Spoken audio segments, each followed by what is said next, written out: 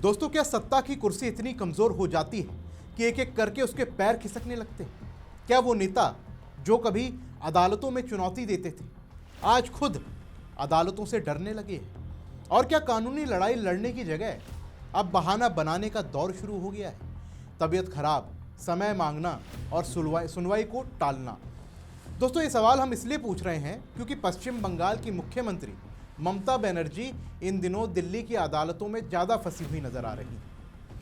कोलकाता से दूर supreme court के गलियारों में, वो भी एक नहीं कई मुसीबतों के साथ। ईडी का मामला, चुनाव आयोग का एसआईआर और हर तरफ से झटके, इतने झटके कि उनके सबसे बड़े कानूनी सलाहकार कपिल सिब्बल की भी तबीयत खराब हो गई है। सुनवाई टल गई है, लेकिन सवाल यह है कि क्या ये टलाव न्याय को टालने की कोशिश है? नमस्कार दोस्तों, मेरा नाम है शुभम गुप्ता और आप देखना शुरू कर चुके हैं वीके न्यूज़। दोस्तों, आज हम ममता बनर्जी की इन मुसीबतों को गहराई से समझेंगे, क्योंकि ये सिर्फ कानूनी केस नहीं, ये सत्ता की उस लड़ाई का आईना है जहां गलतियां अब भारी पड़ रही हैं, जहां सबूत खुद खिलाफ हो गए हैं और जहां बचाव के सारे रास्ते बंद होते दिख रहे हैं। दोस्तों, पहले ईडी का मामला, आईपैक रेड, अभिषेक बनर्जी से जुड़े आरोप, जहां ममता बनर्जी खुद ईडी की कार्रवाई के बीच पहुंची, अधिकारियों को धमकाया, उनसे हाथापाई की और फाइलें लेकर भाग गई। इसके सीसीटीवी फुटेज सामने आए। ईडी ने कहा कि यह दखलंदाजी है, अधिकारियों को बर्खास्त करो, सजा दो। ममता सुप्रीम कोर्ट गई, लेकिन कोलकाता पुलिस का एफिडेविट झूठा निकला।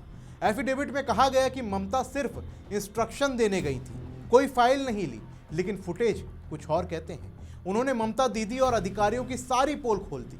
सुप्रीम कोर्ट ने सख्ती दिखाई, कपिल सिब्बल हाजिर नहीं हुए, कहा कि तबीयत खराब है, जिसकी वजह से अब सुनवाई टल गई है और अब सुनवाई की अगली तारीख 18 फरवरी है। लेकिन दोस्तों, अब ये टलाव ज़्यादा दिन नहीं चलेगा। दीदी इस मामले में फंसती जा रही हैं, और सिर्फ इस मामले में ही नहीं, दूसरे मामले में भी, जो है चुनाव आयोग का एसआईआर यानी स्पेशल इंटेंसिव रिवीजन, फर्जी वोटर हटाने की प्रक्रिया। ममता इसके विरोध में सुप्रीम कोर्ट गई, कहा कि इतनी जल्दबाजी क्यों, 2002 की लिस्ट से चुनाव कराओ। लेकिन सुप्रीम कोर्ट ने साफ कहा कि समय बढ़ सकता है, लेकिन वादा नहीं। पश्चिम बंगाल को विशेष नोटिस दे दिया गया, डीजीपी को नोटिस दे दिया गया। चुनाव आयोग ने रिपोर्ट दी और कहा कि उनके अधिकारियों पर हमले हो रहे हैं, दफ्तरों में तोड़फोड़ की जा रही है, पश्चिम बंगाल में अफसर सहयोग नहीं कर रहे और ये सब टीएमसी के विधायक करवा रहे हैं। लेकिन शिकायत के बावजूद विधायकों पर एफआईआर नहीं हो रही। ममता के अफसर वादा डाल रहे हैं, लेकिन दोस्तों, अब अफसर डर गए हैं, कंट्रोल खिसक रहा है। ममता के हाथ से एडमिनिस्ट्रेशन पर पकड़ ढीली होती जा रही है। दोस्तों, ये दोनों मामले गंभीर हैं। ईडी में सबूत ममता के खिलाफ है, एसआईआर में असहयोग है और कपिल सिब्बल की तबीयत सिर्फ एक बहाना है, जैसे राहुल गांधी केजरीवाल के केस में होता है। समय मांगो, टालो, लेकिन सुप्रीम कोर्ट अब सख्त हो रहा है। उसने साफ कह दिया है कि ये टलाव अब नहीं चलेगा।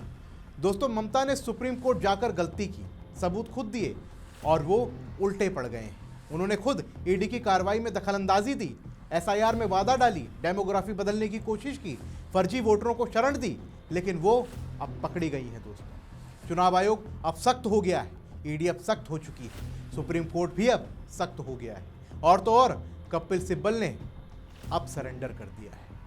अब तो तबीयत का बहाना बना रहे हैं, लेकिन जनता देख रही है। पश्चिम बंगाल में हिंसा, घुसपैठ, भ्रष्टाचार के आरोप हैं दीदी पर।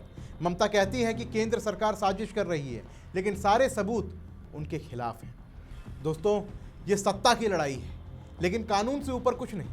ममता को समझना चाहिए, गलतियां भारी पड़ती हैं, जनता देख रही है, चुनाव आने वाले हैं, क्या ममता बच पाएंगी?